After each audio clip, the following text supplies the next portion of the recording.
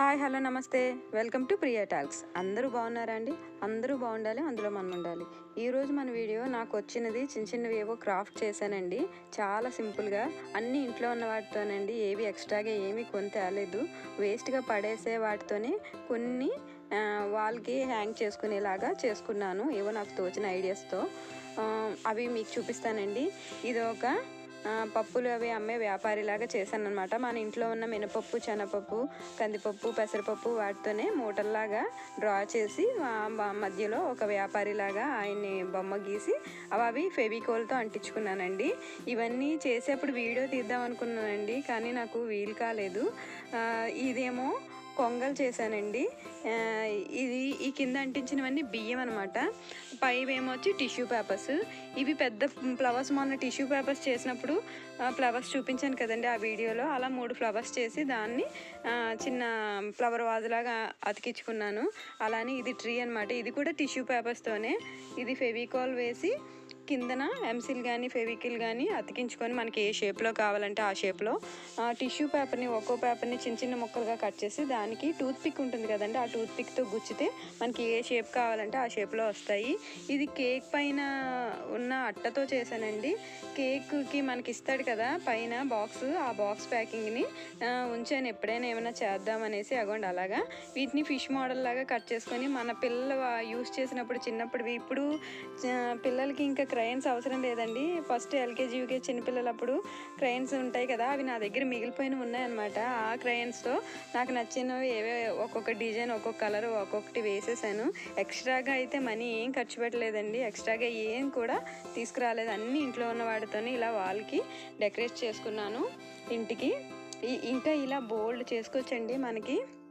ఇవన్నీ ఈ కింద మొత్తం బేస్ అంతా కూడా కేక్ పైన మనకి కేక్ ఇస్తాడు కదండి, దీనిపైన కేక్ ఇస్తాడనమాట. ఆ కేక్ బేస్ అనమాట ఇది.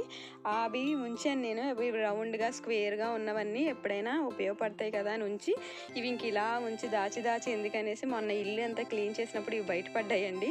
ఇంకా అప్పుడు వీటిని ఏమైనా చేసి గోడకి తగిలిద్దామని చెప్పేసి ఇంకా చేశానమాట.